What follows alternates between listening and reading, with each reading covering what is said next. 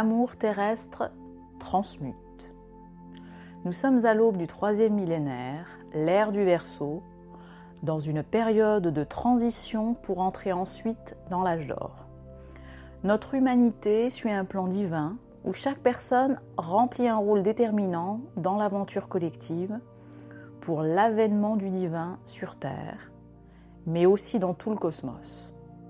Nous sommes passés de l'humain terrestre à l'humain divin, suivant plusieurs phases de retour à Dieu, par la volonté divine d'abord, l'amour divin ensuite, et aujourd'hui la conscience divine. Aujourd'hui, nous sommes la volonté de l'amour en conscience sur Terre. Si nous sommes la volonté de l'amour sur Terre, qu'est-ce que l'amour sur Terre?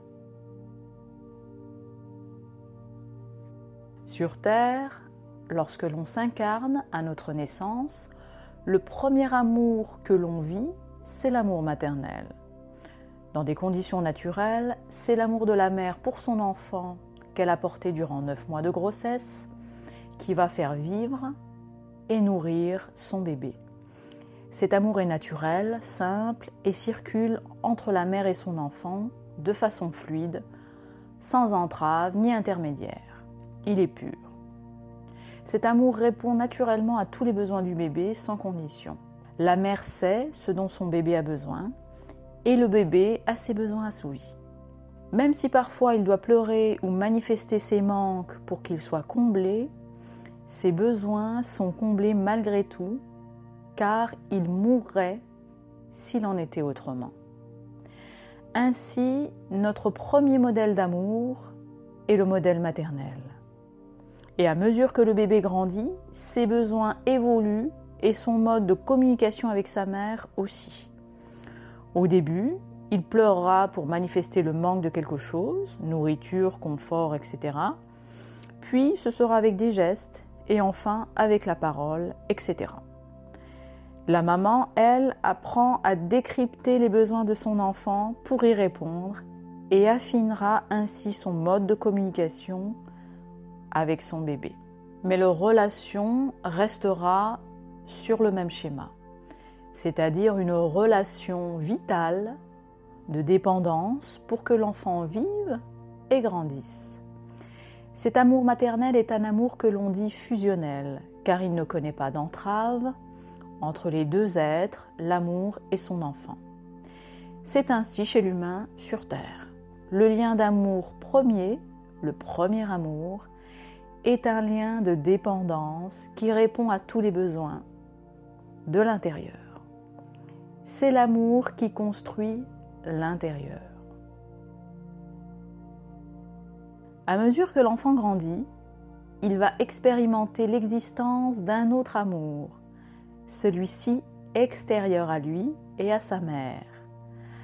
L'amour est le lien paternel.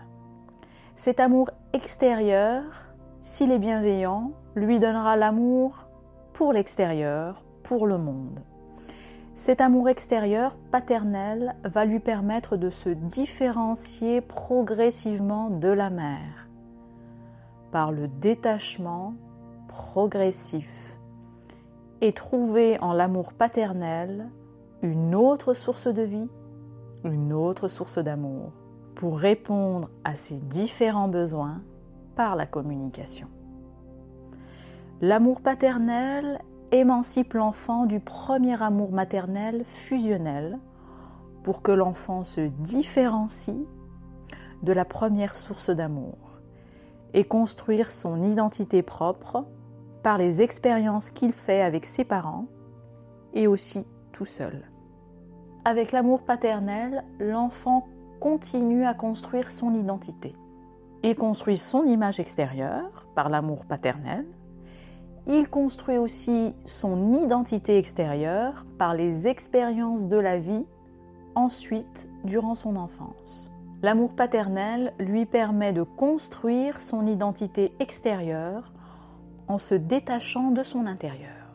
Et lui permet aussi de construire son rapport avec le monde extérieur par les expériences qu'il fait.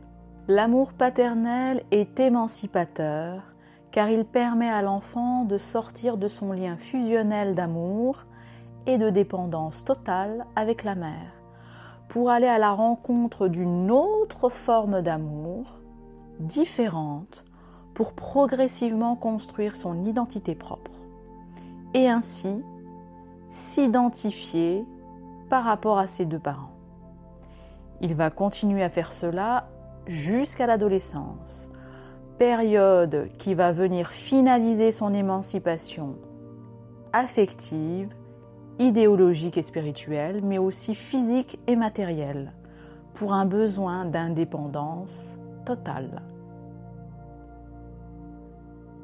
Après l'amour maternel et l'amour paternel, l'humain expérimente un nouvel amour, celui de l'amour du couple.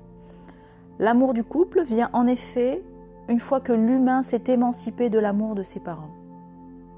L'amour dans le couple vient supplanter l'amour parental dans un premier temps.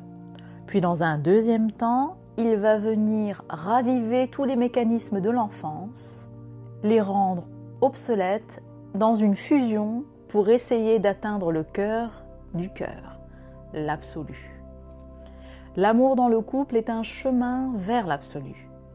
Même chez certains religieux, l'absolu s'atteint dans une expérience amoureuse avec Dieu, comme une expérience de couple.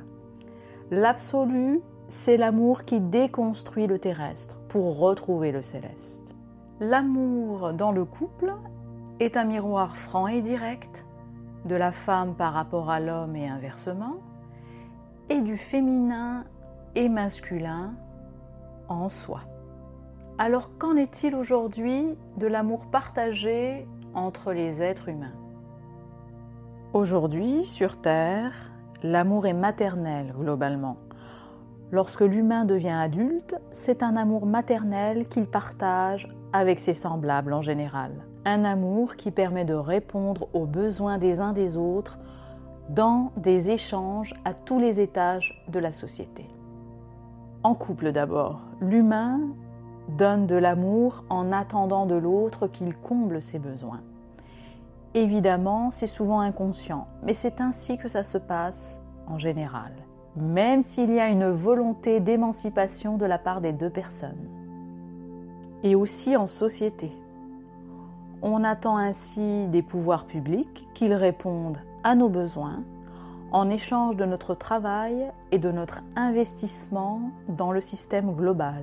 Les grèves, par exemple, sont ainsi un phénomène de mécontentement qui se calque sur le lien maternel. Lorsque nos besoins ne sont pas assouvis, que l'on vit un manque, on le réclame en faisant une grève, mais avec une volonté d'émancipation. Ce n'est pas négatif, c'est seulement notre mécanisme de manière générale qui est nécessaire et vital au départ, mais qui, en prenant de la maturité et de l'expérience, ne répond plus à nos besoins actuels. Pour résumer, nous nous maternons les uns les autres et aujourd'hui, c'est l'amour maternel terrestre qui est dominant sur la terre, même si nous sommes en train de nous émanciper progressivement. Alors, où est l'amour paternel qui est censé nous émanciper pour trouver notre indépendance, ou comme le nomment certains, notre souveraineté ? L'amour paternel, c'est l'amour extérieur qui nous permet de nous détacher de notre construction intérieure terrestre. L'amour paternel, c'est notre propre conscience qui vient nous montrer une autre partie de nous-mêmes que l'on avait oubliée, le divin. Grâce à notre conscience divine, à Dieu, on peut se détacher progressivement de notre construction terrestre, comme durant notre enfance. On se détache de l'amour fusionnel maternel qui nous a permis de vivre et de nous construire dans un premier temps. Grâce à la conscience divine, nous pouvons nous observer de l'extérieur par une autre forme de source d'amour. Et nous expérimentons, comme les religieux, le couple amoureux entre nous et Dieu, entre nous et le divin, pour observer et connaître son féminin et son masculin par la conscience divine et sortir de la dépendance affective terrestre pour retrouver sa souveraineté céleste. C'est ce que vit l'humanité en ce moment. Elle sort de l'enfance et arrive dans son adolescence spirituelle progressivement en s'émancipant de l'amour terrestre maternel pour un amour conscient, divin, de l'humain responsable de ce qu'il est et de ce qu'il vit.